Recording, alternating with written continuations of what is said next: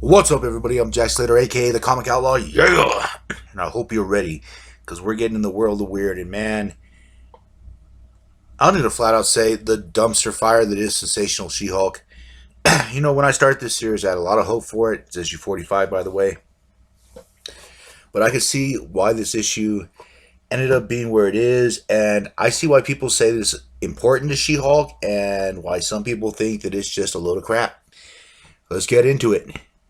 And there's She-Hulk, pretty as hell, posing for a circus picture. And then, of course, they're picking up where she's left off. She got captured by the asparagus people. There's Rocket Raccoon and Stone. She found her friends. Razor and this girl that has an ability to activate any car, control any car. So they're explaining her and her boyfriend Razorback are, just cruising space, looking around, doing this and that. They get a distress call. They leave their big ship up in orbit. They send their small ship down, just to see what's going on, see if anybody needs any help, any aid, since it was a distress signal. They run into these asparagus people, and yes, I'm not kidding, that's their name. They end up finding out that they're fighting a raccoon. But not just any raccoon. My main man, Rocket Raccoon, and there's She-Hulk sitting there all sexy, farm girl-like. Okay, Poto. Anyways, they're explaining that Rocky was holding his own until he basically got distracted by them. Bada bing, he was turned into stone. The lovely picture of She-Hulk sitting there.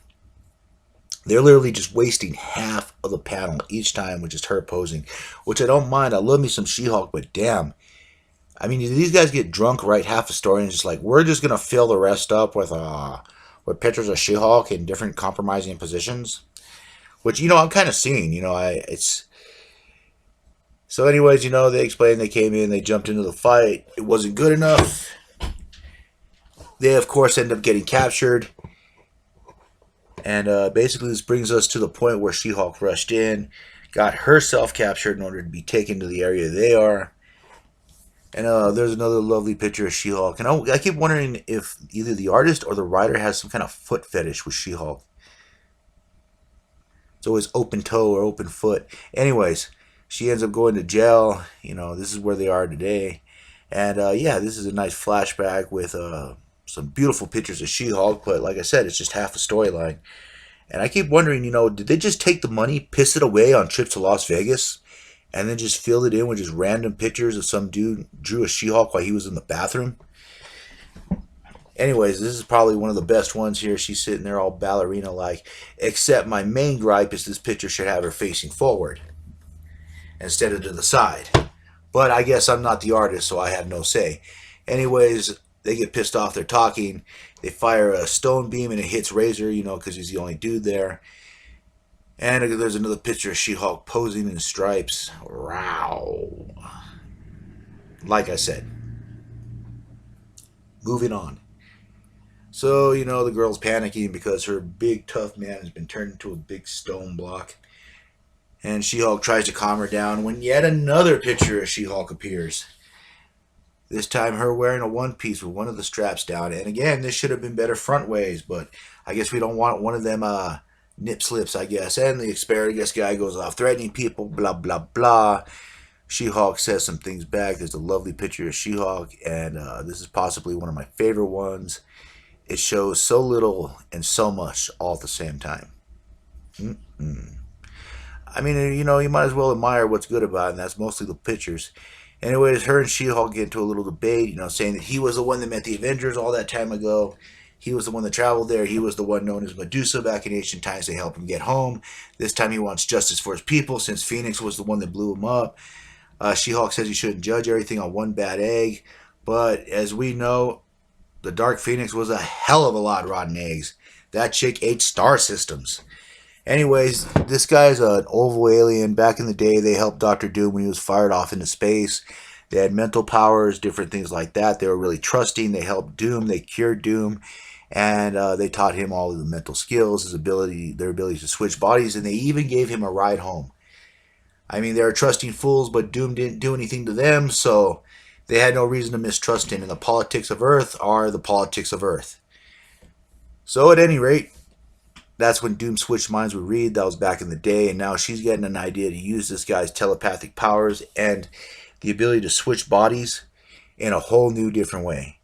But of course, this is Sensational She Hulk, so it's never going to go the right way. I'm just going to throw that out right now.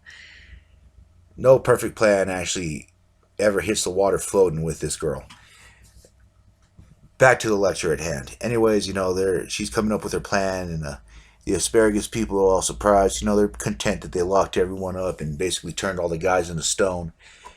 And She-Hulk's awaiting her trial, and I guess she's going to be put on trial for the whole of humanity, these two. Which is, basically unfair. But, of course, She-Hulk's telling him, how far do your mental powers reach. He's trying to get the idea of his range and what exactly he could do. He said that he's never fully tested it. He's never really had a reason to. And now's the day.